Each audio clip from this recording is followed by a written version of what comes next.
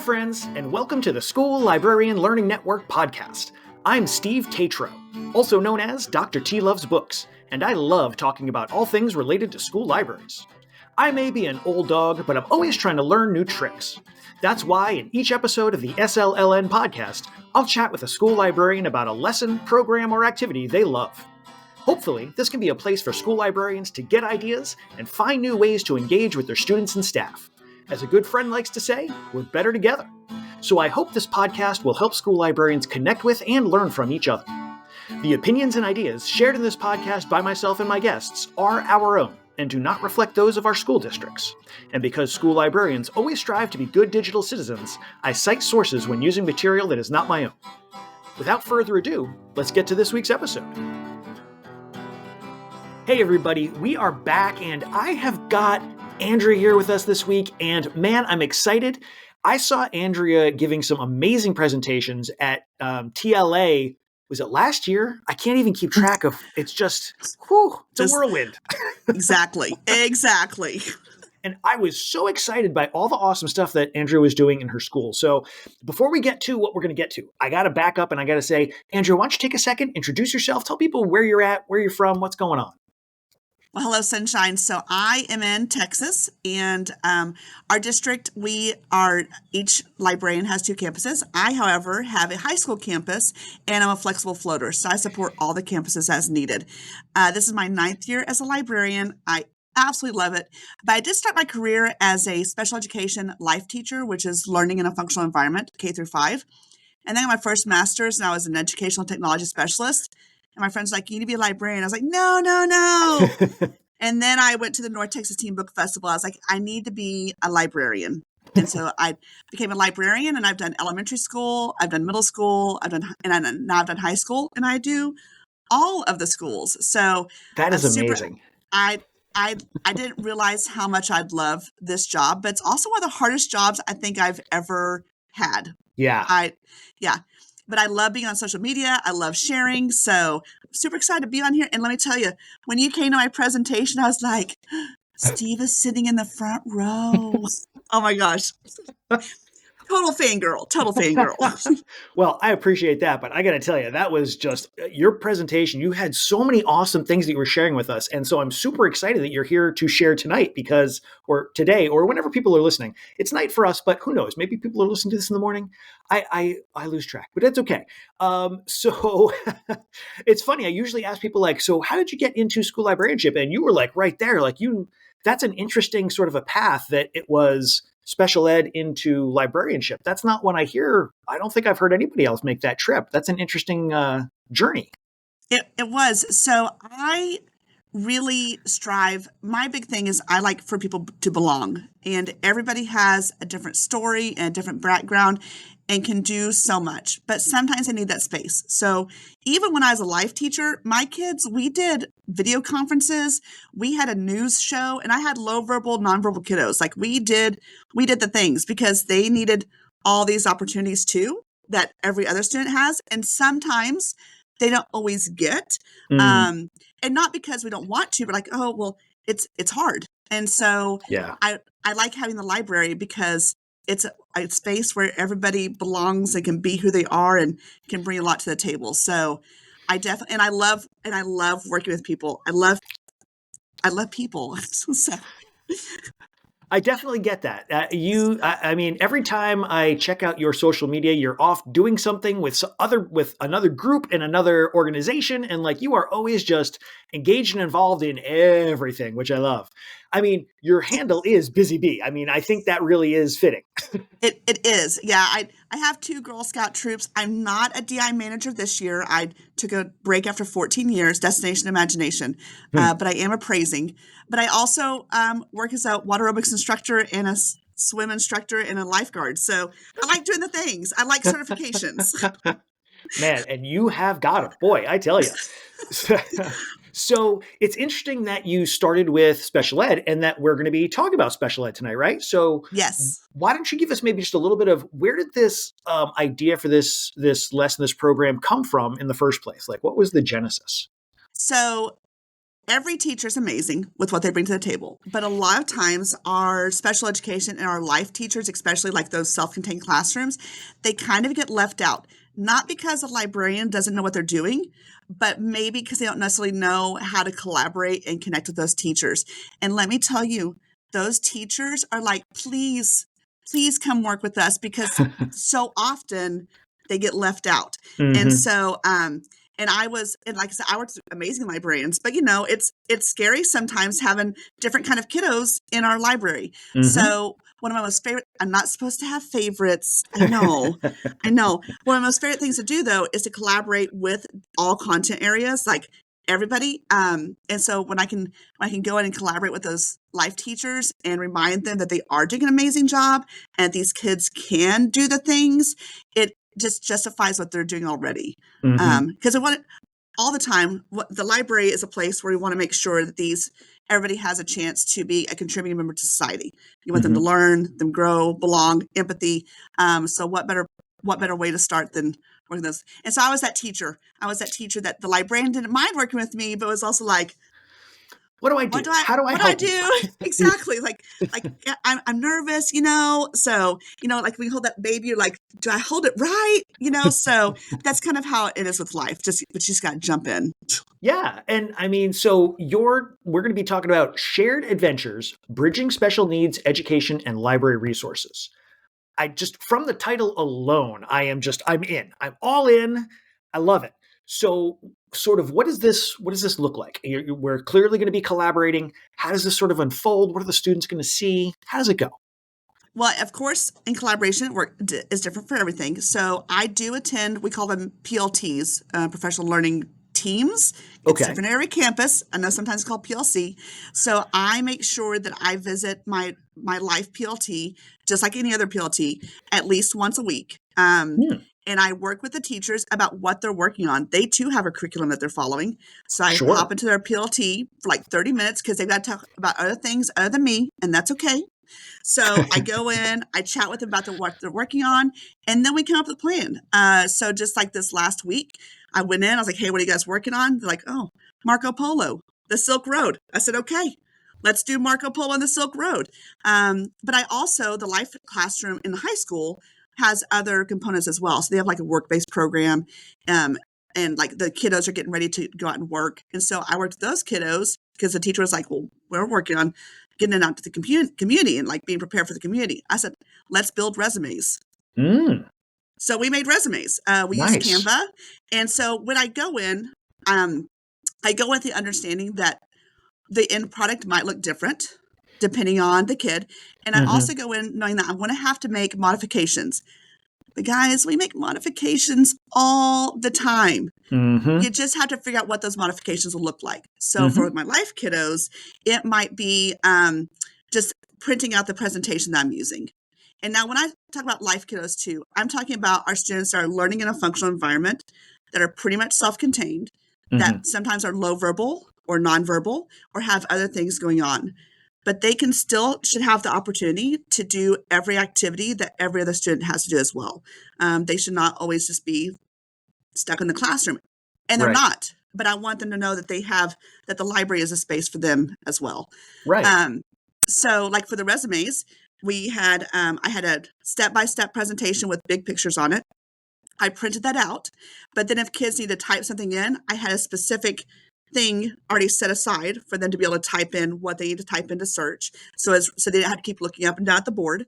Mm. But like for the resume, it was great because these kiddos, they're already working on their address. They're already working on their phone. And so even if they're not necessarily going to have a job, this is also a great way for them to use Canva, for them to Mm-hmm. share documents, but for them to also write a resume about themselves that they can share with their teachers. Like, hey, Mm. this is what I can do. Yeah. This is where I can be. Because sometimes we just see and we're like, we put people in boxes, Steve. Mm-hmm. That's what we do. We put people in boxes. Mm-hmm. So that was a great way for me to collaborate with that teacher.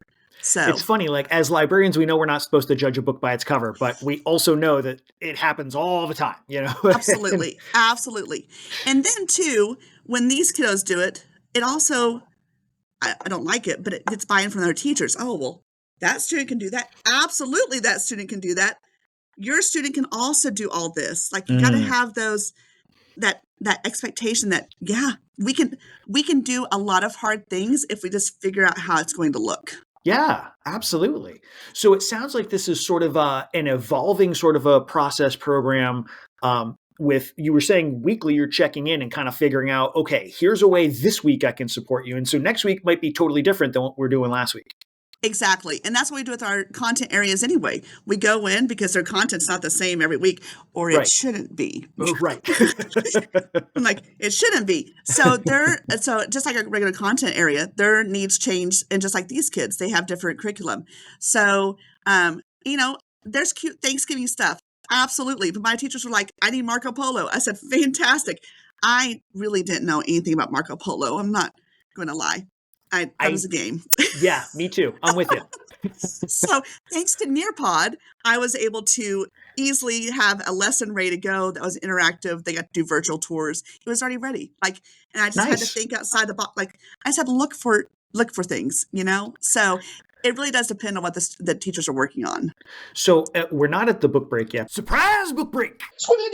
But I do need to toss in, since we're talking about the Silk Road, I literally just got a copy in my library of Daniel Nayeri's book, The Many Assassinations of Samir, the Seller of Dreams. Ooh. And it's historical fiction. It is so funny. It is so great. And it's about, he did research on what would it be like to travel the Silk Road back in those, in the 1300s, 1400s. And so his characters go from one end of the Silk Road to the other. And as they go, the main character is this.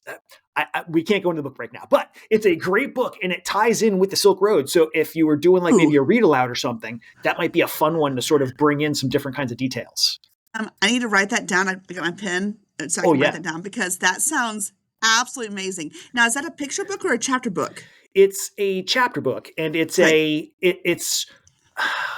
kind of lands somewhere in between like a story that you read to children and a story that like middle grade students might read for themselves. Right. But it's so well written and it's so funny. Like, and especially the story as you read, you learn some stuff, and then like halfway through the book, you get this little detail and you go, oh, wait a minute. That's not what I thought was going on. And then the story continues, and then you get another detail, and you're like, oh, that's not at all what I thought was going on. And it's just, that's really awesome. Yeah, it kind of just keeps opening up, and like a flower just keeps blooming in different directions. What was it? What was it called again? That was Daniel Nayeri is the author. Okay. And the title is The Many Assassinations of Samir, the Seller of Dreams. I think it's the many. Is it the 1,000 assassinations? I'm going to have to look it up after and double check that, but it's great. And I read it about it right when it came out. I happened to get my hands on a copy at my public library. They had it out in the kids section. I was like, this author is coming to our conference. I need to read his stuff. Pick that up. And I was just blown away. I was rolling, laughing in places, but other places are like super nail bitey, like action adventure stuff. It's great. It's great. Ooh, that sounds so good. It is. It's a good one. It's definitely a good one. I have completely dragged us off topic though, so I'm going to try. You know what? But you know what though? You brought up a good point though. You brought up a good point about making those book connections when you're in there. I love reading a picture book, a nonfiction picture book, to lead into an activity because kids, no matter what the age, even adults, love hearing a book being read. But also we can make those connections. We talk about research all the time. Kids hear research. Oh, research. I'm like, guys, y'all research the latest TikTok trend or the latest shoe. That's research. And so if you can get them interested in one piece, and you had assassinations in that, I'm sold. Oh, sold. Yeah, it's great. It's great. And like I said, it works in like actual real, like these are things that happened. These are the kinds of people that you would have met. And like, so there's those hooks that like I found myself going online and going to resources to see like exactly which parts of this are the real parts, which parts are the fiction parts. And so, yeah, like you said, it kind of pulls you in and all of a sudden you find yourself hip dipping in some fun research. But, exactly. And I said, because like, we don't do research. You do research. Oh yeah. So yeah, that's awesome. They don't realize how often they research, but we can have a whole discussion about that another time, but I know. Cause I think I did 4 research lessons this week. So, cause I don't just work with my life kiddos. I work with all content areas. So I just happen to really, I love all the content areas. I do. Oh I yeah. do. Oh, So it's great when we can bring it in. But when we can get outside the English classroom, that's always a bonus in my book. absolutely. Absolutely. So yeah, so I go weekly and so the needs change. And sometimes it's just checking out books and that's okay. Oh yeah. Like still having them come check out books and two, I've done a couple of homebound. I have a homebound student that the teachers come in and like records the lesson as I'm doing it. So they are also interacting. And the mom was asking, well, what kind of books are you interested in? It's like, well, they're high school. They're interested in anything. Now, my life kiddos do tend to go more to the picture books and nonfiction Mm-hmm. books just because the pictures and interaction and Mm-hmm. everything. But I'm not going to stop them either because they're high Yeah. schoolers. They get to choose. They get to choose what they want to Absolutely. read and carry around. So yeah, Yeah. sometimes just checking out books and that's okay too. Absolutely. 100%. Now, you had said before that they do have curriculum that they follow. So, I guess the question before that is, how long have you been doing this? Bridging the needs for your students here. How long has this been a thing that you've actively been involved in? Well, I've been in education for 23 years. Mm. So, and like I said, I spent 13 years in the classroom. And Hmm. so, as soon as I got out as an instructional technology specialist, I kind of did that. But then, as soon as I became a librarian, it was one of my first classes that I wanted to make sure, because, when we become a librarian, we tend to really attach to those people the things we know. Hmm. We're like, Hmm. that's where I can start building relationships. That's where I can get in. And so I knew not necessarily these people, but I knew the needs and the expectations and I was Right. okay with that. It was okay. Like I knew that it's going to look different and I was okay with that. So that's how I just kind of delved in. So at least 10 years. I did have 2 years off because I was at a campus that did not have a life class. Um, so that was a little tough for me. Had to collaborate with, a lot of, no, I collaborate with everybody. I do all the things, but it's really been going on since I became a librarian because that was where I was comfortable with, like I know librarians that, well, they're English teachers, so they tend to focus right on English. I know Hmm. librarians that were high school that were history teachers, so they tend to do their first little latch on because you gotta build those relationships Yeah. because I want everybody to come in the library, but I'm also realistic Right. that it's going to take a minute sometimes. Yeah, yeah. That's funny. I was just having a conversation yesterday. I had a graduate student come to visit. We do this, doesn't matter. A graduate student came to visit, and we were having this really interesting conversation about like how do you get the teachers to come to the library? Because she was working with a new librarian, and she was a library aide going to get her degree so she could become a librarian. But the Right. librarian she was working with was new and was trying to figure out like how do I get the teachers to use this space? And she was saying she was having a real hard time figuring out like what is that in that you get. And like I told her, I had an advantage when I started because I was coming to it A, in the school that I was already a teacher in, and Right. B, as a longtime teacher. So I already kind of knew like there are certain things I know they're going to need or I know that I can support them with. So, like you're saying, we've got those when we can draw on those advantages, it Yep. benefits everybody, but it makes It our does. lives so much easier. And it makes you feel like, because that you're already doing a great job, but when you can latch on, it makes you realize that you do contribute, Yeah. that you can, what you're doing. Because sometimes you have that clash, you're like, do I know what I was doing? Was that a great lesson? I don't know. Hmm.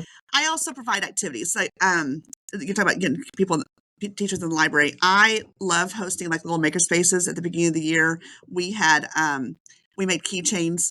I also have a photo booth coming up. They don't know it Oh, yet. And they'll cool. either play or they won't play, and that's the thing with the library too. Like I don't get too upset because they're either going to play or they're not going to play. It's not about me. It's about Hmm. how they feel and Yeah. hopefully they feel love, but Yeah, absolutely.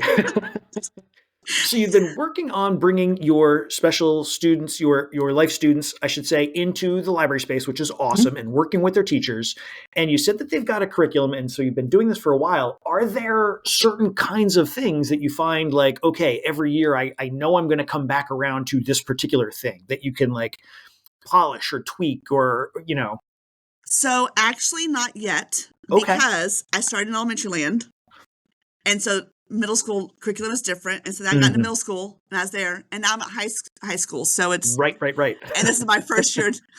I know I'm like, but I'm writing them all down. I take notes. I'm like, oh, we can do this. Oh, I need to fix this. Definitely like the resume thing. That is definitely going to be a first year thing I want to do with all the students. Because I think they can then give that to their teachers like that. I Yeah. think that would be because our kids do go to inclusion. They go outside their life classroom. So what a great way to say, hey, this is me. This is Yeah. all about me. These are the things I am totally capable, can do, want to do. This is what I enjoy. And Yeah. every student should have a resume like that. Wouldn't it Oh, be great for absolutely. every resume to have like about you? Like I would love an about you page about some of these kids. Oh, Oh, absolutely. that's that's why. Yeah. Like, oh, please, I will feed you chocolate. Let me help you. Yeah, but even like it's sure it'd be nice for me to know, but it's the super benefit is now I know, okay, here is a way I know how to hook you. I know you like this, or I know you don't like this, so I've got to figure out Exactly. I can pre-plan how I'm going to overcome those obstacles. Exactly. But then, like I said, these students also have, they do go to the workforce. So then now they have a resume and they Yeah. can already put on there. They're like, well, I don't do anything. I was like, are you bilingual? Oh yeah. So, I mean, even our life students, they're bilingual. Like that's a huge sell right there, you know? Yeah. So, and they also had to be reminded that they do things, like they know things, you know? And Yeah. I think sometimes we forget that Mhm. with any Mhm. student too, not just our life friends. We Oh yeah. forget. We're like, we're old. We know it all. No, we don't. Yep. Oh No, no, no. absolutely. And I think too, there's this tendency for us to think, to think that the students know pretty much everything we know in some Mhm. form, and or that the students are maybe more, I don't want to say more experienced, but more knowledgeable about a lot of things that we just assume they must know. Like, yeah, they're always on their Yes. phone. So they must know everything about being online and everything about using their phone. And it's like, well, no, No, that's no. that little, a mile wide of use, but like an inch deep of actual understanding of what's going on there, Absolutely. and that's Absolutely. where I think some of those kids absolutely do have that deeper understanding, that deeper knowledge. And when you can give them the opportunity to put down on a resume, like, oh, well, I know how to reset the Wi-Fi in my home, or, Right. I like those are, I'm the tech support for my teachers. Like, that's a great thing. Absolutely.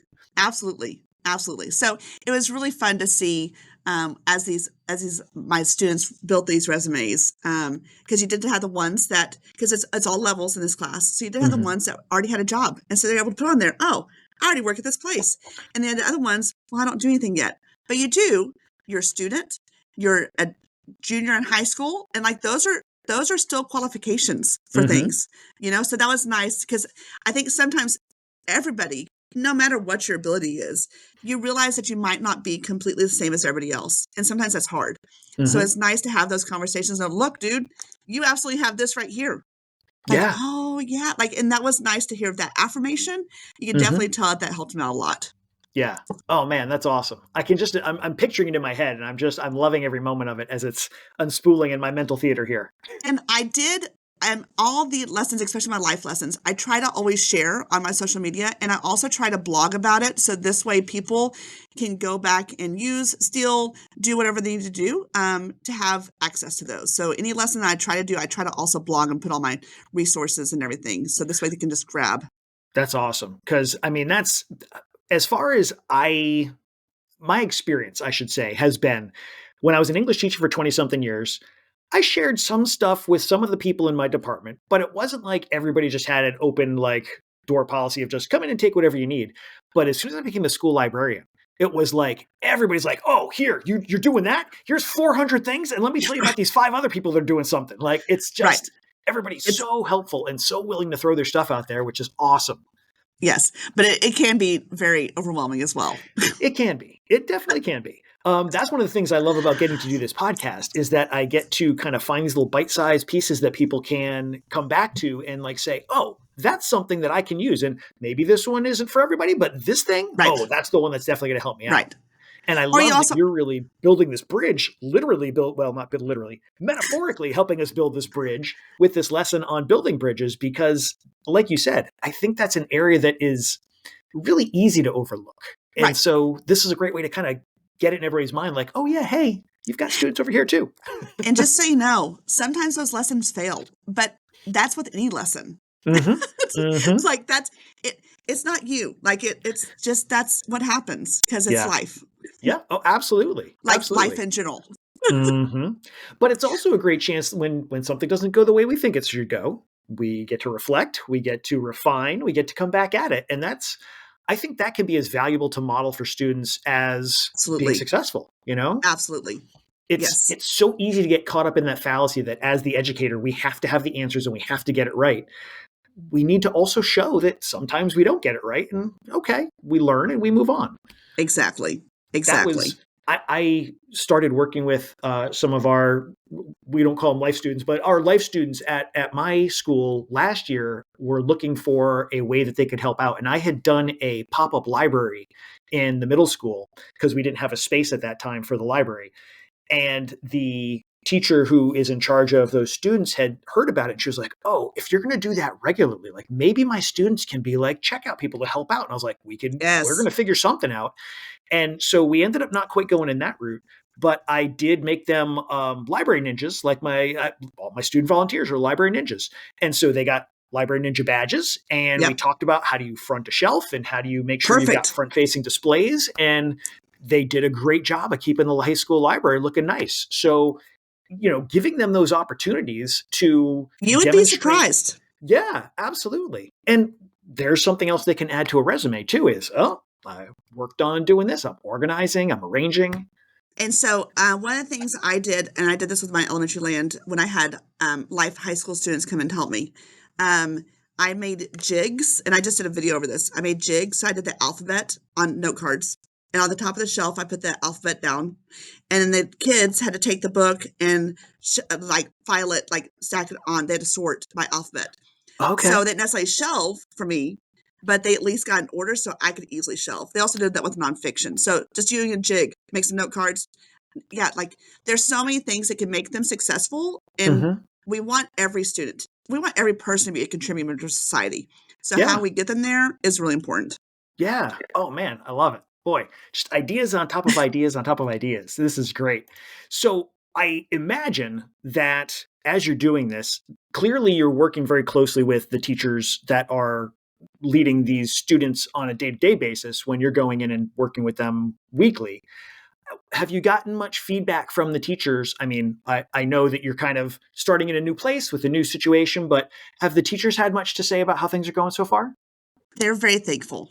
Mm, They're very thankful that the library is being like that. It is open for everybody. hmm. But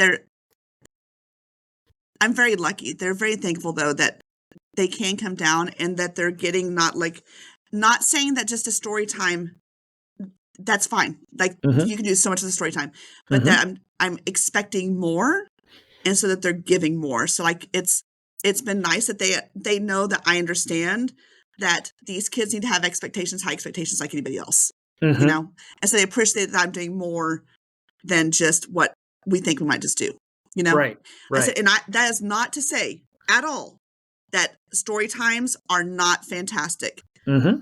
but take those story times and add that STEM activity. Yeah. They will love it. They can do it. It might not look how we want it to look, Hmm. but giving that opportunity is really big. Yeah. Letting them engage with the space rather than just being passive consumers. Yes. Hmm. Yes. I said, and That's that's awesome. hard. And that's hard. That's hard. That's hard because you have to be okay and you have to be ready. Like I said, the lesson not to work or something, or maybe different noises or maybe different actions, but it's Hmm. still a space for everybody. Yeah, absolutely. And I also really appreciate that you pointed out we need to bear in mind that our expectations may not be, what we're seeing in our mind as the final product may not be what ends up, but that doesn't mean that it was an unsuccessful event for those Exactly. students. Exactly. Hmm. So I said, and I love a story time, 1000%. But I think sometimes as a librarian, like, oh, we have these kids, we could do a story time. Absolutely. But what else are you doing with your student? What are you doing with your other students? You know, just a story Hmm. time? You're not. I know you're doing more because librarians are amazing. So how can you make that work for these kiddos too that have the same age level and grade level that need to be expect more for you you know? Mm. So, yeah, I like that. I like that. That's a good way to think of that. So it sounds like this is, I mean, clearly very successful. The teachers are enjoying it. Sounds like the students are really engaging with it, which is awesome. I mean, that should be the end goal for whatever we're doing. absolutely. So Absolutely. that's so great.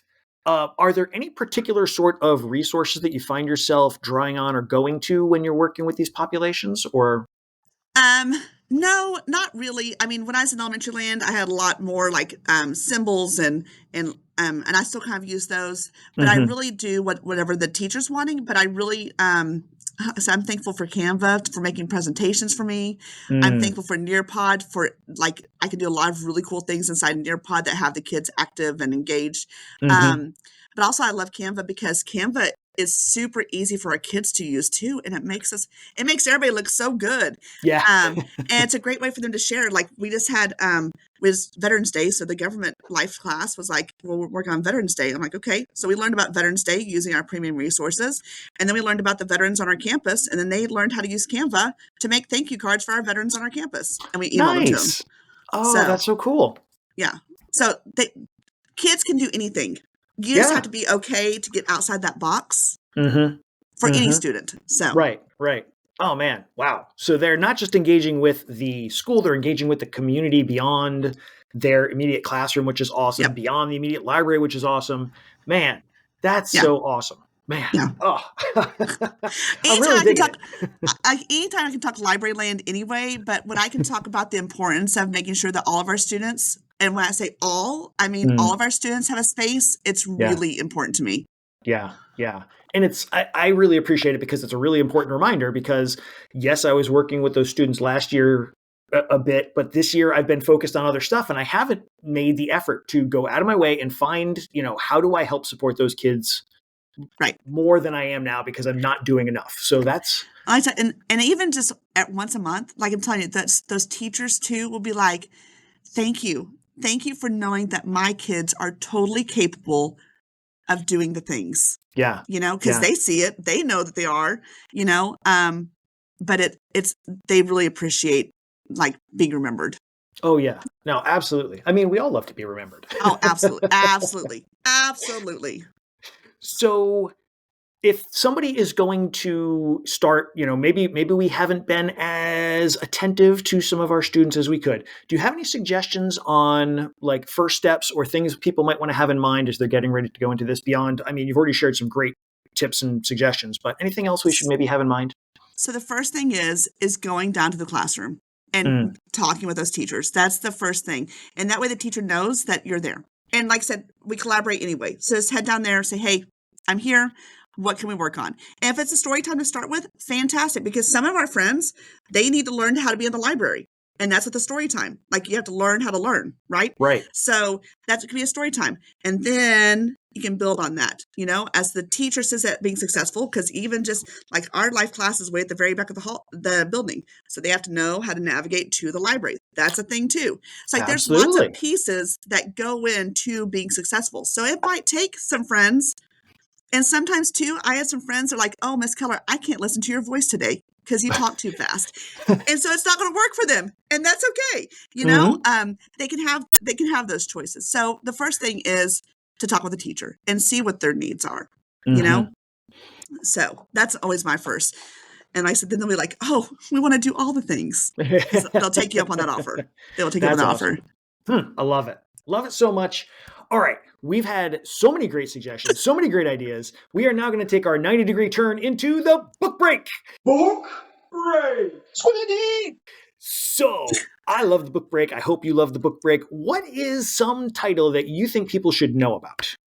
Well, so I was looking at my Goodreads, and when I talk to all my students, I always talk about mysteries. They're my favorite. So I want to talk about an author. Karen McManus is my favorite author. Take that back. I have a lot of favorite authors, but like for mystery, I'm always like on the edge of my seat, trying to figure out who's done it, what's going on. And Hmm.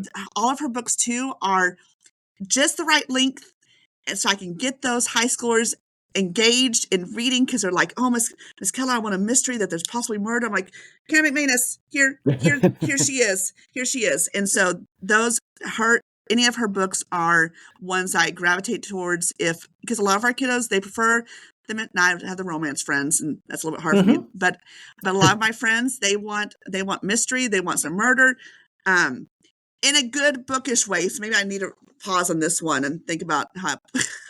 but that's what the kids are interested in. They want the mystery. They want the mystery. So Kara McManus is who I absolutely recommend every time. I had students who were just going bonkers over One of Us is Lying a couple of years ago when it first came out, and I hadn't read it. And so it was a little while before I got around to it. And I was like, the kids, years, they are still coming back to this book. This must be something that I need to check out. So I read it and I tore right through it. I mean, it's definitely a page turner. It grabs you. They're just the right length, Yeah. I want kids to read all the books, but I have to be realistic. I have to pull them in first, So they're just a perfect length, always on the edge of your seat every time. And I'm like, no, I was so wrong, because I'm really terrible at mysteries, but I love them. Our mysteries have been flying off the shelves this year. It's all I'm so glad the kids are into them, but it's funny because in the past it hasn't been as much. So I know, it just depends. It depends every year what the kids. It's interesting how it changes. But I have a lot of friends that still want Twilight, and I'm like, okay. Thank you, Netflix, for Twilight. If it gets the kids to check out the books, then let's do it. Let's do it. Absolutely. 100%. No, there's no wrong answer when it comes to I want to read a book. So that's great. Exactly. Awesome. Well, so thank you so much for not only a great idea that we need to be thinking about for our students generally, and for some specifics for helping out our life students, but also for an awesome author recommendation. So much good stuff. You are always sharing great stuff online too. So where might people find you if they want to see some of the awesomeness that you're putting out in the world? So for my library related stuff, I'm on the Instagrams and X for now. For Instagram, it's Be in the Bookends, but for X and for TikTok, it's AK Busy Bee. But I also share a blog, beinthebookends.blogspot.com, because I've been on Blogspot forever. and I can't change it because that's just what I've used forever for years. Yeah. Once you get locked in, it's tough. You're like, that's what it is. That's where we're at. So that's awesome. Folks, I hope you are out there checking out what Andrew's putting out in the world, because it's always something interesting. It's always something that's going to help us out and make our libraries better, which makes our students' lives better. Andrea, I can't thank you enough so much for being here, taking the time, sharing with us. Thank you so much. Thank you so much for letting me chat you up today. I appreciate it. Thanks for joining us for this episode of the SLLN podcast. Be sure to check out the show notes for the episode. They feature links to the resources shared by our guest, as well as ways to keep in touch with them, and links to the book break recommendations. And stop by the SLLN website, home to a curated list of free upcoming virtual events and resources for school librarians. It's easy to become a member of the School Librarian Learning Network. Just visit the site and use what you like. If you have a comment, an idea, a question, or something you want to share, you can email schoolliblearning@gmail.com. That's schoolliblearning@gmail.com. Know a school librarian with something others could learn from? Let us know. Until next time, be good, be safe, and be well.